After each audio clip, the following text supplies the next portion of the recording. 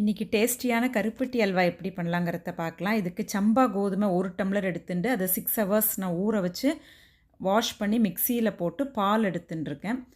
நல்லா water விட்டுண்டு 3 to 4 times நீங்கள் பால் எடுத்துட்டுலாம்.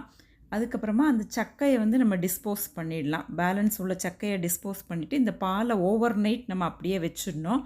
அதுக்கப்புறமா நெக்ஸ்ட் டே மார்னிங் எடுத்தோன்னா மேலே டைல்யூட்டட் வாட்டர் இருக்கும், அதை அப்படியே டிஸ்போஸ் பண்ணிவிட்டு கீழே உள்ள கெட்டியான மில்க் எடுத்துக்கலாம். அதை அப்படியே ஒரு அடிகனமான உருளியில் ட்ரான்ஸ்ஃபர் பண்ணிட்டேன். இப்போ 1 டம்ளர் பால் இருந்தால் 2 டம்ளர் வாட்டர் விட்டு இதை அப்படியே ஹீட் பண்ண வச்சுட்டுடலாம்.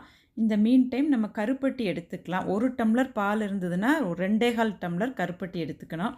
இந்த கருப்பட்டி கொஞ்சமாக வாட்டரை விட்டு அதில் உள்ள இம்ப்யூரிட்டிஸ் எல்லாம் ரிமூவ் பண்ணிவிட்டு இந்த கொதிச்சுன்னு இருக்கிற இந்த பால் இருக்கு இல்லையா, கோதுமை பால், அது கூட ஆட் பண்ணிட்டுடலாம். பாகெல்லாம் ஆக வேண்டாம், கருப்பட்டி அப்படியே ஆட் பண்ணிட்டுடலாம். இது கிண்டிகிட்டே இருக்கலாம், இது கெட்டி ஆகிட்டுருக்கும்.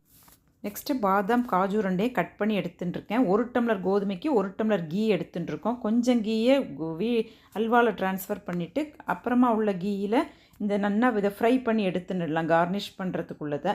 இதை அப்படியே அல்வாவில் நம்ம ட்ரான்ஸ்ஃபர் பண்ணிவிட்டு அதுக்கப்புறமா பேலன்ஸ் உள்ள கீ இருக்கு இல்லையா, அதையும் இது கூட அப்படியே ஆட் பண்ணிட்டு இந்த அல்வாவை நல்லா சுருள பதம் வர வரைக்கும் கிண்டிகிட்டே இருக்கணும். இதில் 1 ஸ்பூன் ஏலக்காய் ஆட் பண்ணிடலாம். இப்போ டேஸ்டியான அல்வா நமக்கு ரெடி ஆகிடுது. இதுதான் அல்வாவோட எக்ஸாக்டான பதம். இப்போ சூப்பர் டேஸ்டியான கருப்பட்டி அல்வா நம்ம ரெடி பண்ணிட்டோம்.